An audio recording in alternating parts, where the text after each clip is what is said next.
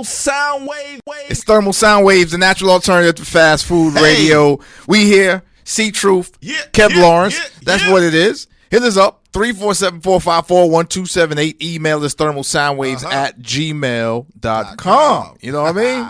That's what it is. Now, this is about the time of the program where we bring in a guest or two or three, but today is solo. So we bringing in somebody who does his thing on the west side. Yeah, special guest, especially on them Sundays. Yeah. Rolling heavy with the classic pieces. Classic. So classic. I mean, you talking about 57, 63, maybe some 65s, and I mean, just all throughout the spectrum of years you can think of. Like, he got all them classic pieces. And you saying a lot of, are those years? Those are years, yeah. So it got to be years of something specific you're talking about. That's right. Absolutely. But before we get to that, let's tell everybody who we got with us. What's going on? What's happening? We got none other than EarLo. Yo, what up? EarLo at Los Angeles Pro. What's up? What's going on, my boys? We all right, man. How you doing? Good, man. Good right here. Blessed, just living it up on the west side, on that west coast. So we're here with you on the program, and you're a friend of the program. There's something special about you, other than you got the shop. And we're going to get into the shop, but many times we see these cars in certain videos or online as he's, like C.Truth was saying, these years, C.Truth, you were saying years like 57, 63, 64s and all that. Yeah. And many more. Many people don't understand what that means. And those are related to car years and people that specialize in those car years of doing certain work on those cars and actually making those cars look like just art, driving art, hopping and hitting switches. And some people don't even know what the switches mean. So please explain to me what you do. We got them coming out, I mean, as early as the 30s, you know what I mean? So you mean the 1930s of cars? Yes, sir. Like, we got the last cruise we just had on Sunset was New Year's Day. We threw a cruise just, to set off the new year. And for the people out there, that might not understand, when you say cruise, do you mean cruise like on a ship? Like, Norwegian or something like that? Like, what do you mean by cruise and Sundays? What we do is we set out a flyer and we let everyone know in LA or in the surrounding cities know that we're going to have a cruise. And what a cruise is to us is we get all our Lolos, all our hoppers, all our classic cars, if you will, and we bring them out and we cruise around LA, mainly where we promote the spot. You feel me? So I got my shop. The shop is right here on Sunset Boulevard. So we put out a flyer and said, hey, everyone, we're going to cruise on Sunset Boulevard again, 1218 West Sunset Boulevard at the LAP shop. And everyone gets together and brings out their cars. And we go up and down the street. We stop traffic. We hop the cars in the middle of the street. We got people going down on the street on three-wheel motion, all of that good stuff. Now, you got to explain that right there, hopping and three-wheel motion. Some people have no idea what you mean. And even when you say it, to see it is something different. Oh, yeah. No. So what it is when you see a music video and you see that car bouncing, so that's hopping it. So you see it bouncing around, or you see it pick up the front wheel, and the rest of the car is only on three wheels, and one wheel is up in the air. That is called three-wheel motion. And the switches are the actual switches that you use to make the car go up, down, side to side, pancake, front, back. You hear it in almost every rap song. I remember hearing that front, in back, UGK. Side to side. Yeah, UGK used to have that, front, back. I got front, back. As a matter of fact, Eazy-E, I think, was the first person I ever heard say that. I got front, back, and side to side. Boys in the then boys I let in the yard. Alpine play. Yeah, and a lot of us didn't understand what that meant. Front, back, side to side. What does that mean? Like, we never knew. Oh yeah, and it's the hydraulic system that is installed in the car that makes the car do what it do. Now, speaking of the hydraulic system, I got to give a big shout out to nephew Mac Flicks because it's his now. So shout out to Nephew Backflix and shout out to OG Milo. And it's like, to see the hydraulic components and everything it takes to make those cars do what they do is actually remarkable. Some people feel like it's just a simple thing. Can you explain what the process is to people out there, or what they have to go through with their cars? Well, it depends on how crazy you want to get. Like my boy right here that just pulled up. Shout out to my homeboy Mino, the real Mino on IG. He has a what up, Mino? It's an 85 or an 86 your Regal. He has an 83 Regal, right? And he has switches in his car, and he just actually upgraded his system to where he put some how big are the cylinders in the back? He has 32-inch cylinders. So when the car expands and he hits the switch to lift it up, it goes up 32 inches Regal in the back.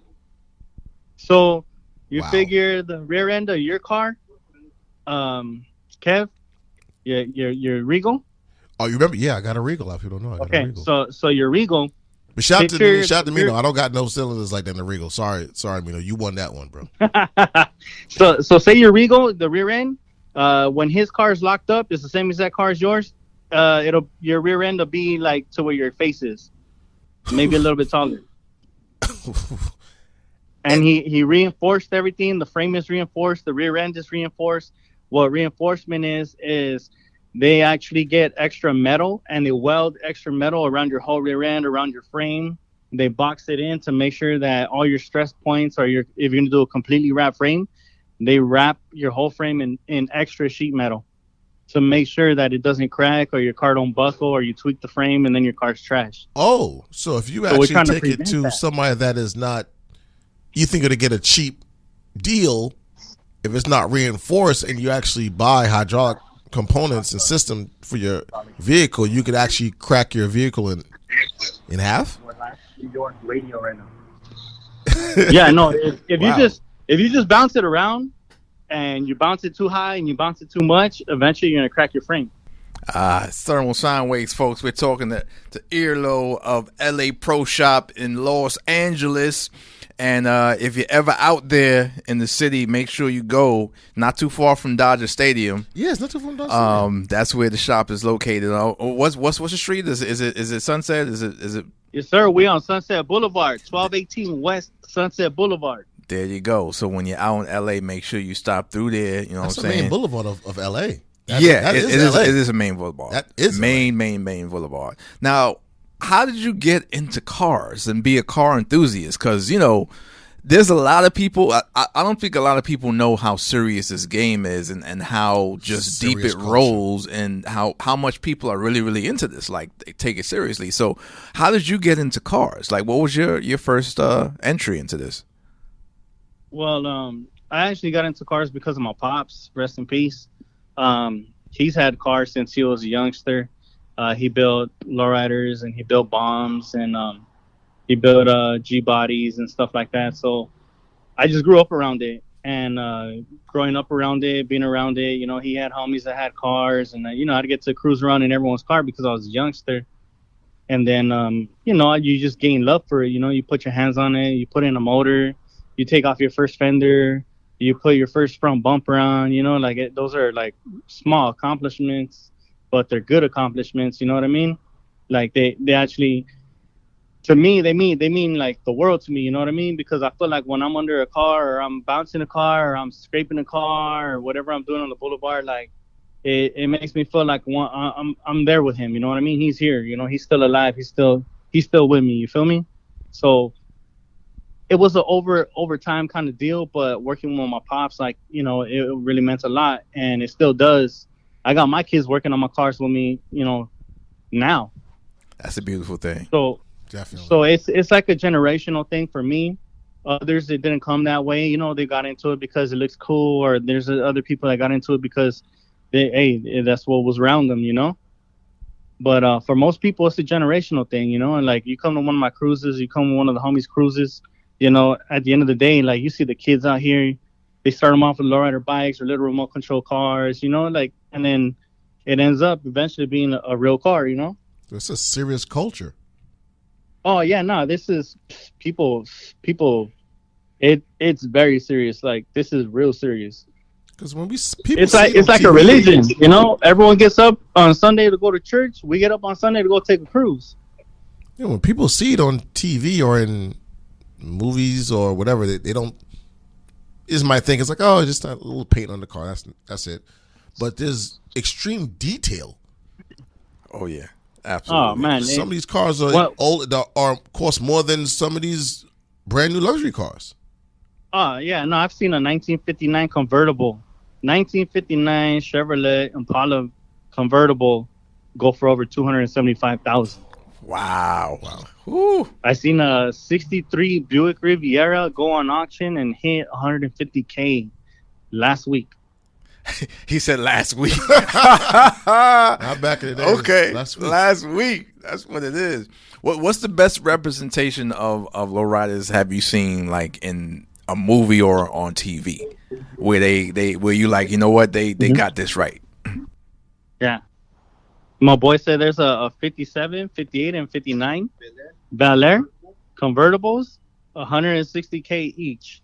Honestly, like, I see movies and I see different things, and I don't think there is a really good representation of the lowrider community, as well as just the lowriding itself in general. Right. You know, like, everyone puts up the, oh, they do this, they do that. And just like with everything else, movies, they stray from what the real meaning is, or what the real culture is behind what they film. It gets watered down. Right.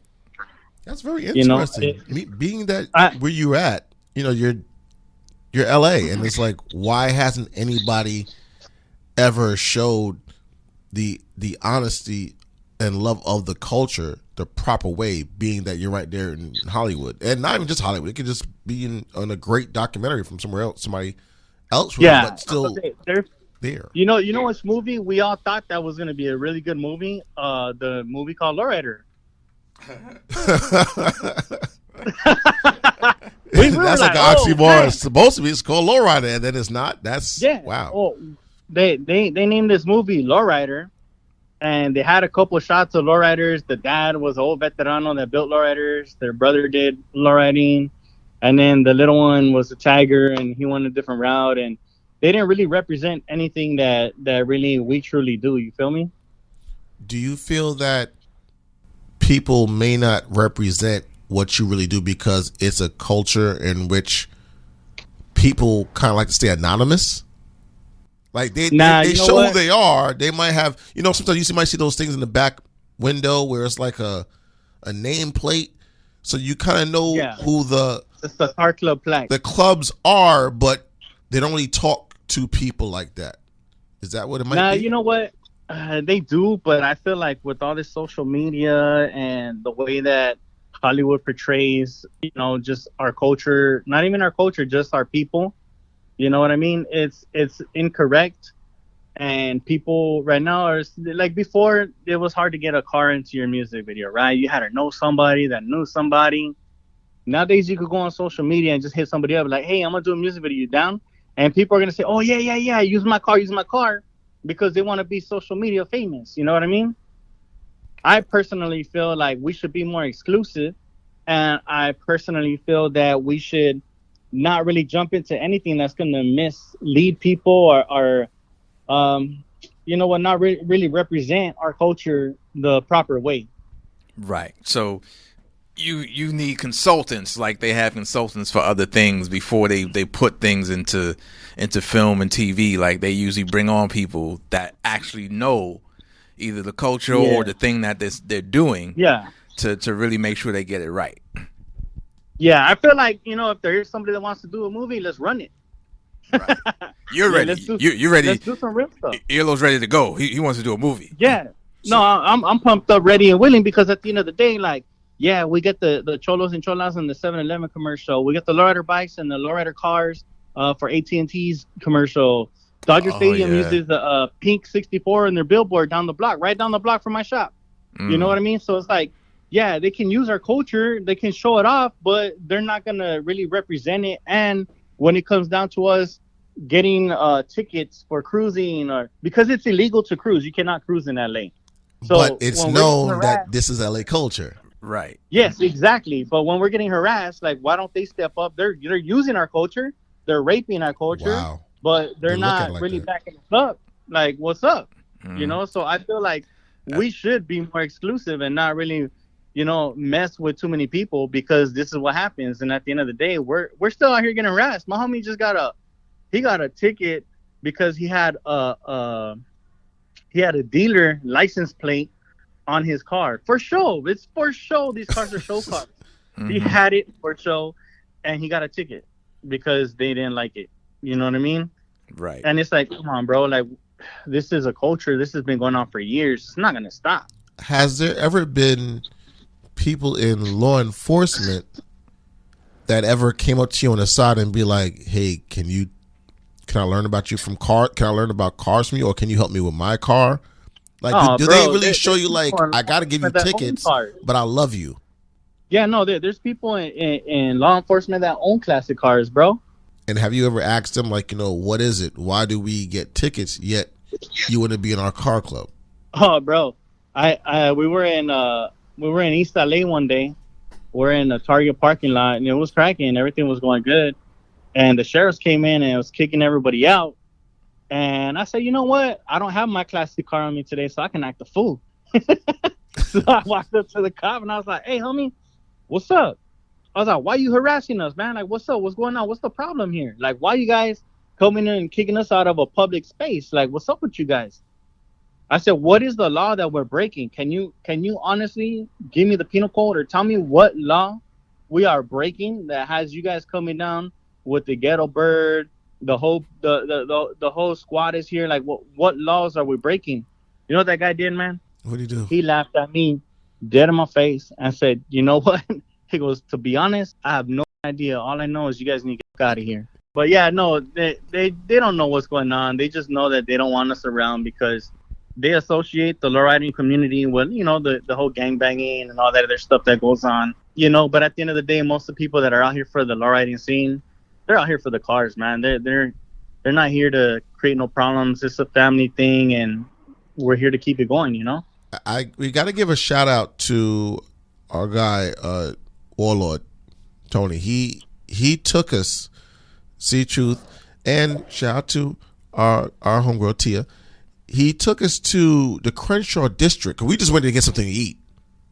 We went to your shop, and then we went to get something to eat, and it was the first time we walked right in the middle of a lowrider session, hopper session, and it was like, oh, this is really happening right now. And it was right in Crenshaw district, and all the cars were out, and I kind of felt like I walked into the scene of, without any problems, the scene of Boys in the Hood, where, like, on each side of you was every lowrider, every color, just the beauty of it, the music to go with it, to appropriate the culture. It was just beautiful. And I'm like, this is like, I haven't seen any films or stuff like that on these kind of things. So C.Truth and myself find it very odd, and listen to what you're talking about, how they actually don't really, the people up that have the from productions don't really represent the culture like how it should be. And it's actually a very, very beautiful culture. And I feel like it's a family thing. You could take your families out to actually go and look at these stuff because it's art. Oh, yeah, no, man. So, you know what? Most of these guys put so much money into their cars. They're not out here trying to be fools. They're out here trying to enjoy themselves, look at other cars, hop their cars. You know, I mean, it's there's too much to lose in one of these cars. I mean, just a paint job alone can run you about $30,000. Yeah, and at the end of the day, it's art. Like, if you $30,000. look at some of the things that are done to these cars, it's art. Like, I mean, it's like going to a museum, you know, live while you're outside walking, you know, or actually it's rolling. The museum is rolling by you. Actually, they're rolling art pieces. Yes, exactly. Just like how the trains were in New York City. Right. Same thing. Because the trains back then were ugly. Same harassment. Now, despite people might say, you know, that's people's property, the art that were on the trains transcend decades later. Now they're actually in museums. Like, oh, look at this train back then. I was like, wow, you actually chase people down and people used to get killed on the train tracks. Like once again, it is still legally destructive of people's property. However, it actually helped make New York City look a certain way to be invited for other people to come to New York City to see art, like Keith Harden and the people. Right. So, EarLo, let everybody know, man, where they could once again see more of the cruises that you do and the pieces that you do, and LA Pro, where they can come through and check out the shop and see what else you got going on in there, because you got some art pieces in your shop as well. Oh yeah, no, the whole shop is full of art pieces now. Okay. Yeah, even the trains. If they're in the LA area, they could just pull up 1218 West Sunset Boulevard.